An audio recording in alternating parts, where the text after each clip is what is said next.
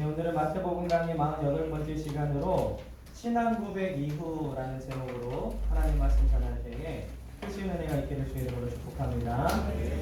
트로이 목마 이야기는 무려 10년이나 계속된 그리스 군대와 트로이아의 전쟁에 대한 이야기죠. 건축가 에페이오스가 만든 속이 빈 거대한 목마 안에 몸을 숨긴 다음에 목마를 남기고 철수하는 위장 전술이었습니다.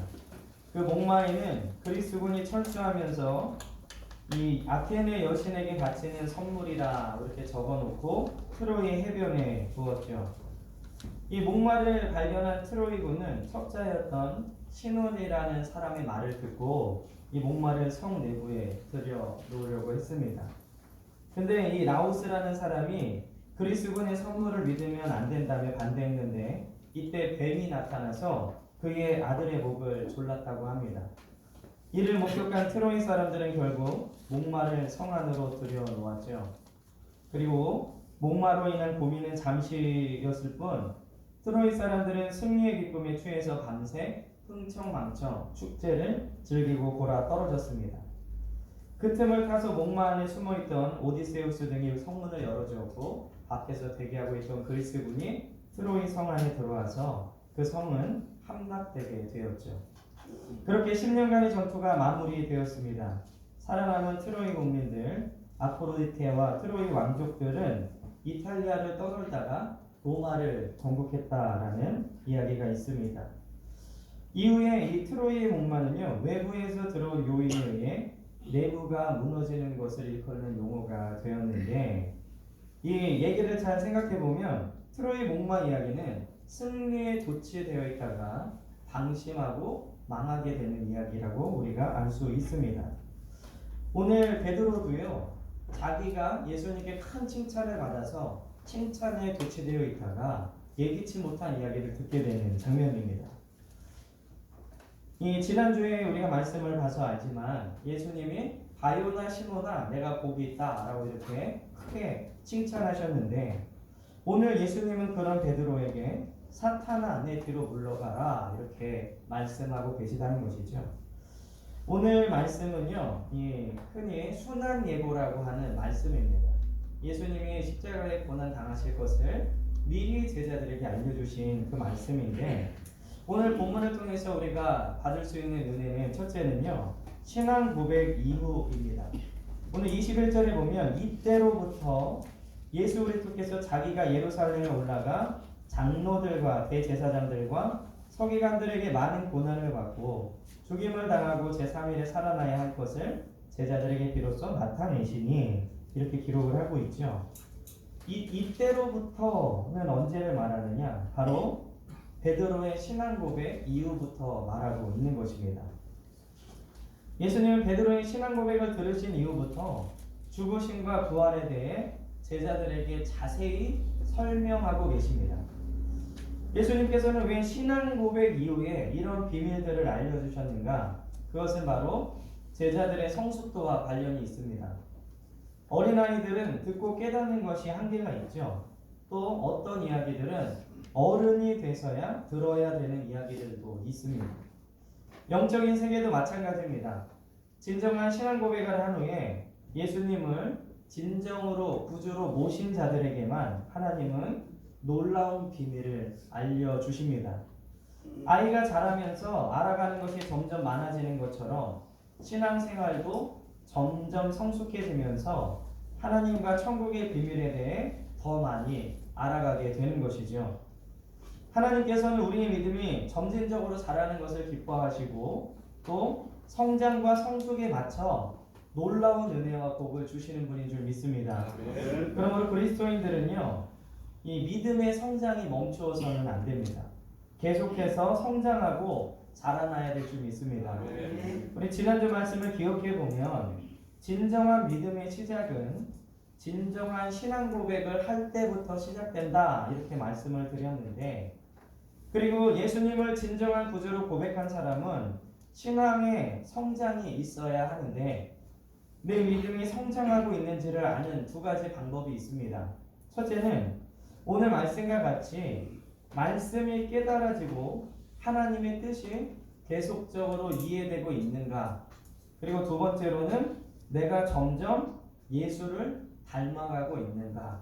이 두 가지를 보면 내가 신앙이 성장하고 있는가 아니면 멈춰 있는가를 알 수 있죠. 말씀이 깨달아지지 않고요. 수년을 신앙생활해도 예수님을 닮아가고 있지 않다면 그 사람은 성장이 멈춘 겁니다. 오늘 21절에 보면요. 예수님께서는 그의 고난에 대해서 그 환경과 특색에 대해 자세하게 예고하셨습니다. 어디서 누구에게 어떠한 고난을 당할 것인가, 그리고 3일에 살아나실 것도 자세하게 알려주셨습니다. 이렇게 진정 신앙 고백을 하고 믿음의 성숙이 있는 자들에게는 하나님께서 구체적으로 그리고 섬세하게 말씀해 주시고 알려주십니다. 그러므로 신앙이 성숙할수록 하나님의 뜻과 비밀을 잘 알아서 인생을 허비하거나 혹은 낭비하거나 실패할 확률이 적어진다는 것이죠. 그렇다면 예수님께서는요, 십자가에서 고난당하실 것을 왜 예고하셨는가? 첫째는 제자들이 영원한 섭리와 구속의 역사 안에 포함되어 있음을 알게 하시기 위해서 알려주셨습니다.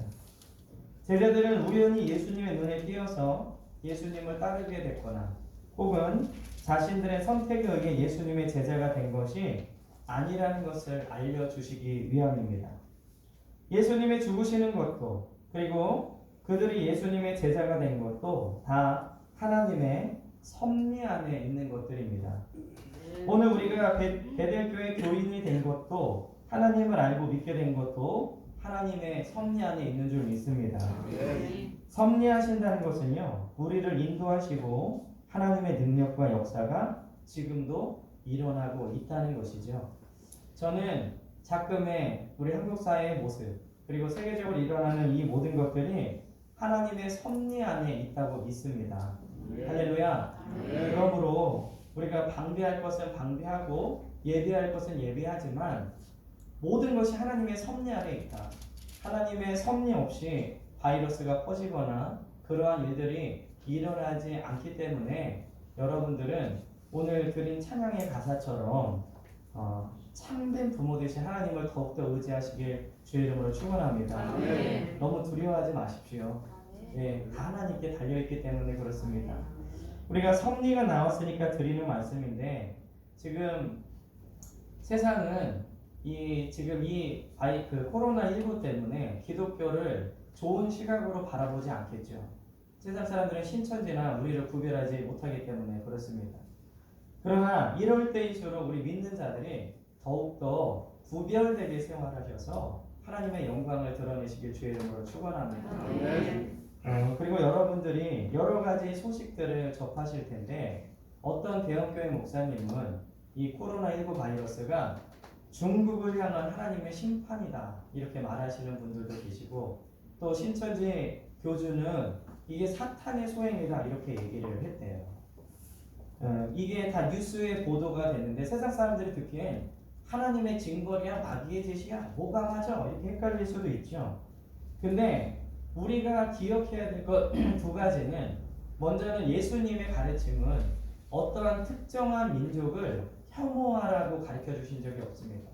아까 우리 장로님께서 정말로 성경적으로 기도해 주셨는데 중국과 일본, 북한 우리가 혐오하고 미워하고 그들을 배척하는 것이 아니라 우리 장로님 기도하신 것처럼 우리가 그들을 위해서 기도해야 돼요. 아멘. 중국만이 특별히 범죄해서 하나님의 징벌이 임한 게 아니라 어떠한 민족이든지 주님 앞에서 범죄하게 되면 징벌을 받을 수 있다라는 하나님의 무서운 메시지를 우리가 경고 삼아서 들어야 될 줄 믿습니다.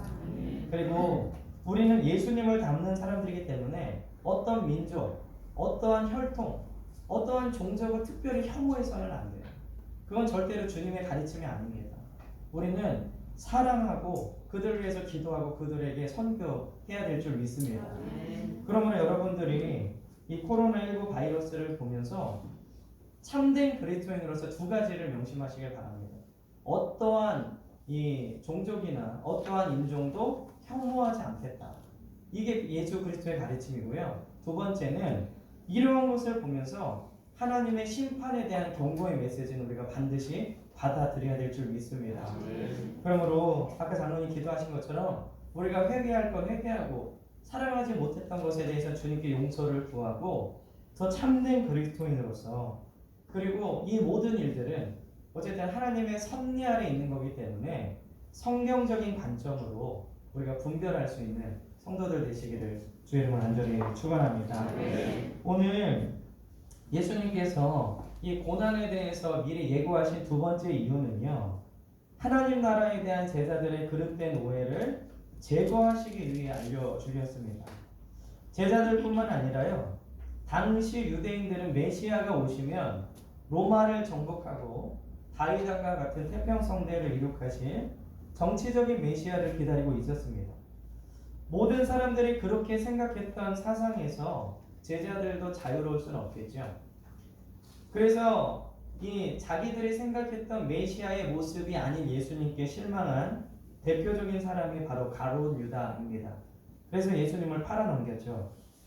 예수님은 이 순환을 예고하시면서 하나님께서 이스라엘의 회복을 위해 보내시는 메시아는 사람들이 기대하는 그런 메시아가 아니라는 것을 알려주시기 위해서 부활과 죽음을 미리 예고하신 것입니다. 하나님은 지금도 우리가 하나님에 대해 오해와 잘못된 기대를 할 때 말씀을 통해 성령께서 알려주십니다. 지금의 모습들을 볼 때 성경을 제대로 알지 못해서 잘못된 판단들을 내리는 경우가 많이 있는데, 그러므로 우리는 마지막 때일수록요 성경을 정확하게 아셔야 합니다. 물론 신천지가 이단인 것은 여러분들이 잘 아시겠지만 많은 대형교회 목사님들도 지금의 상황을 굉장히 잘못 해석한 경우가 많이 있어요. 아까 제가 말씀드린 대로 우리는 절대로 혐오에 빠져서는 안 되고 지나친 두려움에 빠져서는 안 됩니다. 그렇지만 우리가 지켜야 될 위생이나 어떠한 일들에 대해서는 철저하게 지키시고 예비하시기를 주의 이름으로 간절히 축복합니다. 또 예수님께서 이 순환을 미리 예고하신 세 번째 이유는 이 고난으로 말미암아 받게 될 슬픔과 두려움을 예비하도록 미리 말씀하셨습니다. 하나님께서는요, 하나님의 뜻을 미리 말씀하심으로 사람들로 하여금 준비하게 하셨습니다. 예수님의 십자가 부활을 미리 말씀하심으로 제자들의 마음을 준비시키셨죠. 그리고 이제 마지막 남은 약속은 땅끝까지 복음이 증거되면 주님이 다시 오시겠다는 말씀입니다. 이 말씀을 주신 이유는 우리로 마지막 때를 준비하라고 하신 말씀이죠. 예고는 그것을 할 거니까 너희가 준비하라. 우리가 영화의 예고편도 그런 것 아니겠습니까? 이런 재밌는 영화를 할 거니까 보러 오십시오. 누가복음 21장 34절에 보면요, 너희는 스스로 조심하라. 그렇지 않으면 방탕함과 술 취함과 생활의 염려로 마음이 둔하여지고 뜻밖의 그날이 덫과 같이 너희에게 임하리라. 덫에 걸린 동물은 그 덫에서 빠져나갈 수 없습니다. 주님이 오실 때에 방탕함과 술 취함과 생활의 염려로 마음이 둔하여져 있으면 덫에 걸린다. 이게 주님의 경고입니다. 이 누가복음에 하신 주님의 말씀을 잘 기억하면서 우리도 미리 예비하고 준비하여 주님이 오실 날을 주님이 언제 오시더라도 준비할 수 있는 저와 여러분들 되시기를 주의 이름으로 간절히 축원합니다. 두 번째로는요, 베드로의 간청입니다. 오늘 22절 23절에 보면 예수님의 순환 예고를 듣고 베드로는 주여 그리 마옵소서 이 일이 결코 죽게 미치지 아니하리이다 라고 이렇게 만류했죠. 방금 전까지 바요나 시몬아 내가 복이 있다. 내가 천국의 열쇠를 너에게 맡기겠다 라고 칭찬을 들었던 베드로는 예수님께 사탄아 내 뒤로 물러가라 이러한 책망을 들었습니다. 너무나 순식간에 대조적인 일들이 일어났기 때문에 베드로와 제자들은 어리둥절했겠죠. 지금 사실 이 베드로의 상황에서 성령 받기 전에 예수님의 십자가의 죽음을 이해하지 못한 베드로가 예수님 온 인류를 위해서 십자가에 당당히 죽으십시오 이렇게 말할 수 있겠습니까? 어느 누구나 베드로와 같은 상황이면 베드로처럼 말하는 게 정상적입니다. 그럼에도 불구하고 예수님은 사탄 안에 들어 물러가라 이렇게 얘기하셨죠. 그러면 오늘 베드로는 왜 책망을 받은 것일까? 첫째는 베드로는 인간의 이중성을 보여주고 있습니다. 방금 전에 위대한 신앙 고백을 한 베드로가 인간적인 한계로 인해서 하나님의 구속 사역을 방해하고 있죠. 우리는 모두 베드로처럼 이중적인 모습을 갖고 있습니다. 어제는 뜨겁게 기도하고 오늘은 냉소적인 만큼 마음이 식어지고 또 오늘은 은혜 충만하였다가 내일은 지극히 세상 속에 빠져서 사는 우리의 모습, 그것 때문에 나 자신조차 과연 어떤 게 나의 진짜 모습인가 헷갈릴 수 있다는 것이죠. 오늘 베드로의 모습을 보면서 우리는 위로를 받습니다. 결론적으로 그 두 가지 모습 다 우리의 모습이라는 거죠. 위대한 신앙 고백을 한 베드로도 베드로 자신이고 오늘 예수님께 책망을 들은 베드로도 베드로 자신이라는 겁니다. 중요한 것은 우리에게 두 가지 모습이 있지만 우리는 말씀과 성령으로 점점 변화되어서 이 그리스도를 닮는 모습으로 점점 성화되어야 하는 것이 우리의 사명인 줄 믿습니다. 그리고 또 베드로가 책망받은 두 번째 이유는 베드로는 더 칭찬을 받고자 하는 욕망이 있었습니다. 앞전에 신앙 고백으로 인해서 예수님께 칭찬을 들어서 베드로는 한껏 그 마음이 고무되어 있었죠. 그리고 예수님을 위해 오늘 이처럼 말하고 싶었던 것입니다. 다른 제자들보다 더 인정받고 칭찬받았으니 더 칭찬받고 싶은 욕구가 있었습니다. 승부욕, 성공욕, 성취욕은 악한 것이 아니죠. 그것은 어떠한 일을 해나가는 데 있어서 동기가 될 수 있는 그러한 마음들입니다. 그러나 그것이 지나쳐서 자신만을 위해 살 때 악해지는 것이죠. 우리는 모두 승부욕이나 성취욕이 있습니다. 그러나 그것은 바울이 권면했던 바와 같이 주 안에서 이루어져야 될 줄 믿습니다. 선한 싸움을 싸우고 믿음의 경주에서 끝까지 승리하는 것은 그리스도인에게 면류관이 기다리고 있습니다. 그러나 주 안에서가 아닌 다른 것으로 승부하고 싸우면 그것은 결코 면류관을 얻지 못합니다. 오늘 베드로가 책망받은 세 번째 이유는 신앙 고백을 했어도 이런 깊은 단계의 영적인 지혜는 없었기 때문입니다. 베드로는 예수님을 그리스도시요 살아계신 하나님의 아들입니다라고 고백했는데 하나님의 아들이시라면 죽을 일이 없을 텐데 왜 죽는다고 하실까? 죽은 사람도 살리시는 분이 죽는다는 것이 이해되지 않았을 겁니다. 베드로는 신앙 고백은 했지만 아직 죽음과 부활을 이해할 만큼 성숙하지는 않았다는 이야기입니다. 위에서 말씀드렸지만 진정한 신앙 고백을 예수님을 참된 구주로 모신 사람들은 반드시 신앙 고백에서 영적 성숙으로 나아가야 될 줄 믿습니다. 우리는 베드로와 같이 연약함과 미숙함이 있는 사람들이죠. 그러므로 우리가 말씀과 성령으로 새롭게 되어서 성숙함으로 더 나아가야 되는 그러한 성도들이 되시기를 주의 이름으로 간절히 축원합니다. 마지막으로는요. 그리스도를 닮기 위한 방법입니다. 오늘 24절에 보면 이렇게 기록하고 있는데요. 이에 예수께서 제자들에게 이르시되 누구든지 나를 따라오려거든 자기를 부인하고 자기 십자가를 지고 나를 따를 것이니라. 오늘 예수님은 예수님을 닮기를 원하는 사람들에게 한 가지 방법을 알려주셨습니다. 그것은 바로 자기를 부인하고 자기 십자가를 지는 것이다. 예수님이 제자들에게 원하시는 것은요. 예수님이 지신 십자가가 아니라 자기 십자가라는 것을 기억하셔야 됩니다. 자기 십자가를 지기 전에 먼저 선행되어야 할 것은 바로 자기를 부인하는 것이죠. 그렇다면 자기를 부인하는 것은 무엇을 말하는 것이냐? 불교나 타종교에서 말하는 것처럼 이것은 나의 존재를 부인하는 것이 아닙니다. 나의 존재를 부인하게 되면요. 나타나는 결과는 극단적인 금욕주의 아니면 극단적인 쾌락주의 혹은 허무주의에 빠지게 되어 있어요.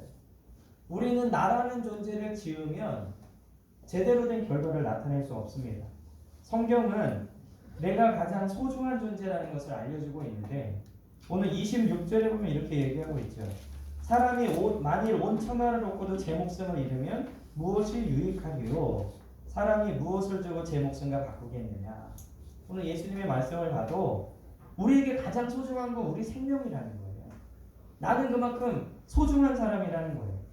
근데 다른 종교에서 말하는 것처럼 나를 철저하게 부인하고 나는 세상에 없는 존재처럼 금욕주의나 극단적인 쾌락주의에 빠져서는 안 된다는 것이죠. 그러면 이 성경에서 말하는 자기를 부인하라는 것은 어떤 의미냐? 이것은 나의 존재를 부정하라는 말이 아니라 주님을 따르는 데 있어서 방해되는 모든 것들을 제거하라는 말씀입니다. 내 안에 욕심이 너무 커서 주님을 따르기 어렵다면 그것을 제거하라는 겁니다. 내 안에 성취욕이 너무 커서 주님을 따르기 어렵다면 그것을 제거하라는 겁니다. 내 안에 교만이 너무 커서 주님을 따르기 어렵다면 그것을 제거하라는 것이죠. 그러나 그것을 제거하는 것은 쉽지 않습니다. 그리고 그것을 제거하는 것이 바로 자기에게는 십자가입니다. 그것이요, 나에게는 쉽게 되지 않는 것들이 있죠. 많은 사람들이 저게 왜 안 될까 하는 것도 나에게는 쉽게 되지 않는 것들이 있습니다. 예를 들면 남들은 쉽게 하는 것처럼 보이는 기도가 나는 잘 되지 않고, 남들은 쉽게 하는 것처럼 보이는 주일 성수와 11조가 나는 잘 되지 않고, 남들이 쉽게 하는 것처럼 보이는 봉사와 섬김이 잘 되지 않는 것. 이 모든 것들을 조정하고 제거하고 주님을 따르는 것이 바로 자기 십자가를 지는 것이라는 것이죠. 분명한 것은 자기 십자가를 지지 않고는 예수님을 절대로 따를 수 없다는 겁니다. 오늘 26절에 보면요, 예수님을 따르지 않는 사람들은 제 목숨을 잃을 것이다, 주님이 경고하고 계시죠. 그리고 예수님께서 그렇게 예수님을 따르지 않고 자기 뜻대로 산 사람들은 그 행위대로 갚겠다라고 말씀하고 있습니다. 그래서 이 결론적으로 이 모든 것들은 마지막 때에 반드시 심판이 있을 것인데 28절에 이렇게 얘기하고 있죠. 진실로 너희에게 이르노니 여기 서 있는 사람 중에 죽기 전에 인자가 그의 왕권을 가지고 오는 것을 볼 자들도 있느니라. 이 말씀을 제가 신학을 공부하기 전에는 굉장히 궁금했습니다. 아니 지금 이 말씀을 듣는 사람 중에 예수님이 오는 걸 볼 사람도 있을 텐데 그러면 이미 1세기에 예수님이 오셔야 되는 것 아닌가? 이렇게 의문을 가지시는 분들이 계실 텐데 이 말씀의 본문은 여기 있는 사람들이 살아있는 동안에 주님을 볼 것이 아니라 이 말씀의 의미는 모든 사람들이 다 하나님의 영광에 들어가는 것이 아니라 몇몇만 들어갈 것이다 라는 것의 말씀의 의미입니다. 그러니까 즉 이 말씀을 다 들었지만 자기 십자가를 지고 주님을 따르는 사람은 몇 명 되지 않을 것이다. 그런 사람들만 예수님이 다시 오실 때에 이 천국에 임하게 될 것이다 라는 말씀이에요. 오늘 말씀은 그러니까 모든 사람들이 다 주님을 따르진 않을 것이다 라는 주님의 경고라는 것이죠. 그러므로 우리는 주님의 말씀과 주님을 따르는 데 있어서 방해되는 모든 것들을 제거하고 자기를 부인하고 자기 십자가를 지고 주님을 따르는 귀한 성도들 되시기를 주의 이름으로 간절히 축원합니다. 기도하겠습니다.